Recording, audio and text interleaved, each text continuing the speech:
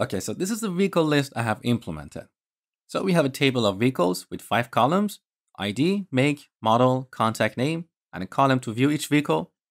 When we click this link, we go to the vehicle edit page. And here we also have a button to add a new vehicle.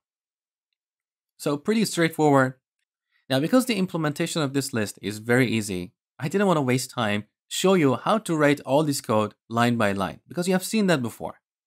But let me quickly review the code I have written to make sure we are on the same page. So first, in the vehicles controller, I added a new method called getVehicles. And this method returns a task of IEnumerable of vehicle resource. So in the implementation, we get the vehicles from the repository and map them to resources. Pretty basic. Now here's the repository implementation.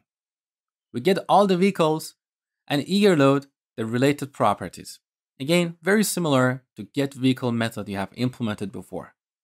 So I implemented the API, tested it, it worked, and then I moved to the client side. On the client side, I added this new component, vehicle list component. Here we have a field called vehicles, which is of type vehicle array. So now that we have this vehicle model on the client side, we can use it to set the type of our objects. Now this class implements the onInit interface, and in the implementation, I simply use the vehicle service to get all the vehicles and initialize this vehicles field. Again, pretty straightforward. Then I register this component in app module. So here in the declarations, we have vehicle list component. I've also defined a new route here, vehicles, which is handled by this new vehicle list component. Also, note that I have modified this first route here. So instead of redirecting the user to the home page, now we redirect them to this vehicle list, because we don't really care about that home page. And finally, in navmenu.component.html, I have added a new list item to display a menu to get to the vehicles page. Now note that here on this list item, I've applied this directive, router link active options. And the value of this directive is an object with the exact property set to true. Let me show you what happens if you remove this so you know why I added this.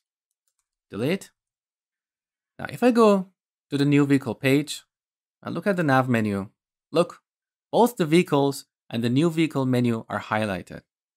The reason for this is because both these pages, their route starts with /vehicles.